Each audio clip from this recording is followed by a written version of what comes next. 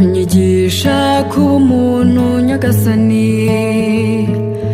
mu bumuntu, mu mutima, mu bupfura simbe gito ngo ubuto bunshuke bimviremo gutana.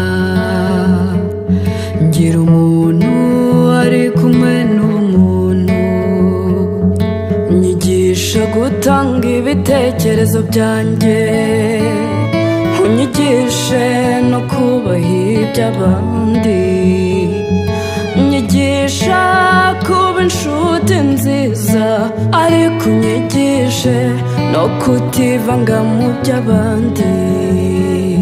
Ngira umuntu ari kumwe n'umuntu, unyigisha gushima nta buryarya, unyigishe kugaya ntakomeretsa, nyigisha kwishimira intsinzi y'abandi, nyigisha kubigiraho undinde ishyari.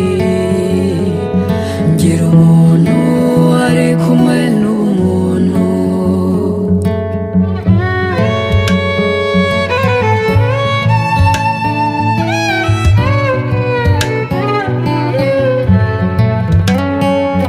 unyigisha kuvuga nziga, unyigishe no kuganira, unyigisha kwirinda ibiganiro by'ubupfapfa, ariko unyigishe no kugimakaza ubaka. Ngira umuntu ari kumwe n'umuntu, unyigisha kubaha buri wese, ariko unyigishe no kutigira agatebo, unyigisha kugira impuhwe, ariko kandi undinde zimwe zitiza urugi. Ngira umuntu ari kumwe n'umuntu, unyigisha gukira no gukinga, ariko unyigishe gukingura umutima, unyigisha kugira amakenga, ariko unyigishe no kugira icyizere. Ngira umuntu ari kumwe n'umuntu,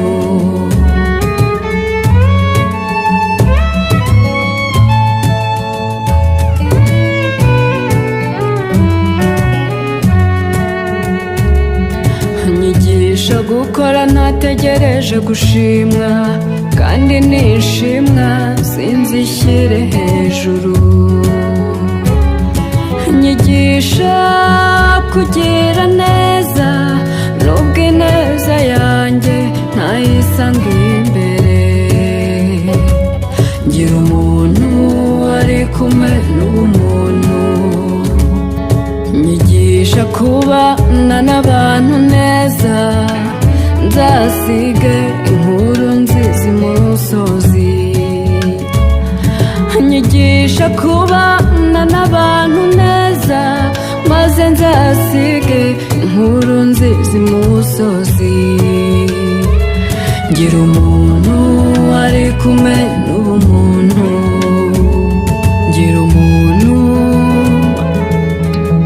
ari kumwe